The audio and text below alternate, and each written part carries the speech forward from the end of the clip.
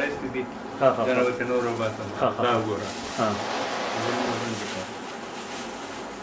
خپل تعارف ختم کړو بیا تاسو هو دې کې په یو ورشه دي نو یو شی ورته یادي یادي هو دې کې هم ترکه دې په څه شي نن چې د افغانستان د انقلابي شورا د مشر صدر اعظم نور محمد فرقې سره لومړی سیاسي خبرې وکړې دا ضروري دي که حاجي تاسو راځئ یو نظر یې وګورم که د دې نړوان یو ځل ما یوازې او بیا د باچا خان سره لیدلی دی او مبارکباد مې ورته ویلی نن ملاقات 2 غنټې و دا ترکې صاحب سره د دې نړوان یو ځل ما یوازې او بیا د باچا خان سره لیدلی دی او مبارکباد مې ورته ویلی دی نن ملاقات 2 غنټې بلا تکلف او د ورورولۍ فضا کې مو هغه وویل زمانه تاسو کو چې د بوټو او ضیاء الحق سره سي محمد داود خبره اترې کړې تاسو خبر کړې او هغه څه خبرې کړې وي د دې زمين کې وویل چې پاکستان غواړي چې موږ سره خبرې شروع کړي د هغوی خیال دی چې کومه خبره د افغانستان د زړو حکومتونو سره فیصله شوې دي د هغې په بنیاد خبرې شروع کړو موږ ورته ویلي دي چې موږ د خلکو نمایندګي کوو او د خلکو د ارزوګانو مطابق به فیصله کوو موږ ویلي دي چې پاکستان سره دوستي غواړو خو د اصول مطابق که پاکستان کې خلک مبارزه کوي او خپل حق غواړي نو موږ به د هغوی تایید کوو ډېر ښه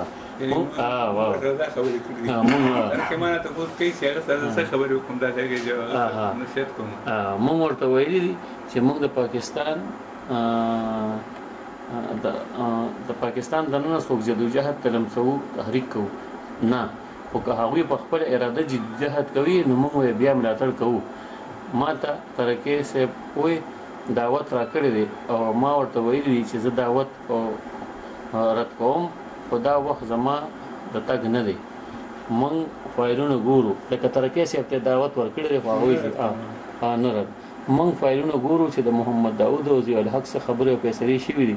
ځکه چې هغوی زموږ نه په دغه بنیاد مخکې خبرې غواړي موږ د پښتنو او بلوچو د مبارزې ملاتړ ته تیار یو خو چې دا ملاتړ د خلکو لخوا په واقعي ډول وي او خلک خپله راپاسي داسې چې چا سره لرګي وي هغه لرګي راواخلي او چې چا سره هیڅ نه نو ګټه راواخلي داسې مبارزه به واقعي وي او دا به د کامیابۍ مبارزه وي د مبارزې لپاره د خلکو ذهن آماده کول او خلکو کې رښتینی قیادت پیدا کول هم پکار دی بې له دې مبارزه نه کامیابیږي موږ ته پکار دی چې خلکو کې دا شعور پیدا کړو البته دا هم هیرول نه دی پکار چې پاکستان کې داسې حالات هم پیدا کېدی شي چې موږ باندې مبارزه تحمیل کړي نو موږ هغې ته هم تیار یو د پاکستان دننه طبقاتي جنګ هم امکان لري او سند پنجاب بلوچ وغیره هم ملي ازادي یا طبقاتي جدوجهد ته آماده ښکاري نو په داسې صورت کې که څه پیښیږي هم امکان لري تیرو وختونو کې کوزه او بره خلکو ته نغوښتنه چې موږ کې کوزه او بره رښتوني خلک پاتې نشي او لیډرشپ پیدا شي نو هغوی په شریک کوشش کولو چې که څوک د کار سړی پیدا کېږي نو هغه به یې خرابولو د افغانستان حکومت په پیسه او تمه د هغه شخصیت خرابولو هغه به یې د خلکو کې بدنامولو ما ورته وویل چې د پاکستان سره خبرو اترو وخت کې دا باید د نظر لاندې وساتل شي مفاهمت ته زیات ضرورت زموږ دی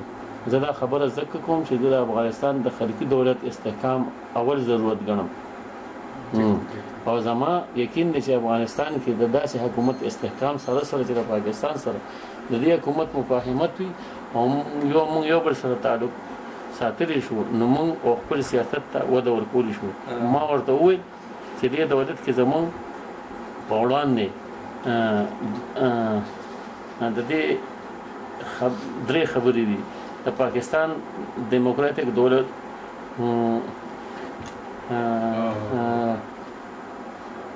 مضبوطول اولنۍ مسله افغانستان د حزب دیموکراتیک سره مفاهمت او د دې قیادت سره کار کول او دریم په ځان تنقید ما ورته وویل چې ما سره محمد داود څه خبرې کړي دي هغه ما ډېرې کې لیکلي دي که تاسو غواړئ چې هغه خبرې چې هغه ما ته د الحق د ملاقات نه پس کړي دي تاسو ته ووایم نو زه به دا ډېرې راوړم هغه به تاسو ته واورم د دې نه وړاندې ما د وزیر سرحدات ښاغلي تهذیب درخواست کړی و چې زه د ترکیې صاحب لیدل غواړم نو هغه وبللم او د خلکو کور ته ولېږلم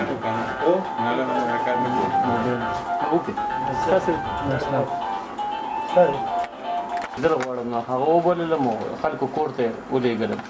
او هلته ترکیې په ځای را سره خواري مې کړي دي تا ته مې تیار کړي دي دا وې زه به راځم تا ته تیار دي تا ته دا ور پرانستی دی که دا څه ته هم دې دپاره ته څم چې دی هم ګواهي د دې خبرې دی اوس تاسو ته یو نظم لیکلی دی تاسو ته هغه ووایئ بس زما دغه ختمه شو دا ورغې کې دا دلته اقدامه دی کې اقدامه دا ګوره ټول دغسې څیزونه دي دا کېدی ورته او چې ډېر دا کېدی ورته دا ضروري دی دا وګورئ دې کې دورونه دي تاسو دا نظم ووایئ جي تاسو ته په لاره لیکلی دی دا به زه بیا چاپ کوم وایه تا چې کړي دي د ما په هغه کې په پیغام کې مبارکۍ دا پکې اوس ورته لیکلي دي مکمل کړی تا دی ستاسو حق دی تاسو وایئ لومړی خو به زه بابا ته دا ووایم چې د دوی د لارې او د دوی د مغز او د دوی د ارمان نه چې څه ما زده کړي دي نو زه د هغې په اساس د خپل معنوي پلار او معنوي رهبر بولم زه هغه څوک یم چې تاسې کله کونړ ته راغلی لومړي ځل لپاره زه ډېر ځوان وم هلته مدیر صاحب جان سارایي و که ستاسې یاد شي او صاحب جان نوم یاد را صاحب جان معنی یادېږي صاحب جان سارایي هغه د کونړ د قبایلو مدیر چې ستاسې امنیت پولیسو ساتلو مګر موږ هلته د خپل ګوند له طرفه ستاسې په امنیت کې موظف هو زه خلکو ګوند کې یم زه د ترکې بچی یم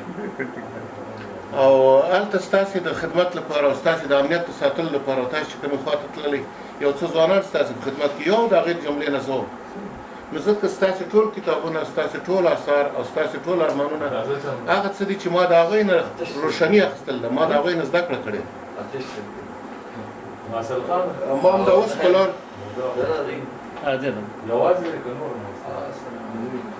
ماسر خان اته صاحب راغلی دي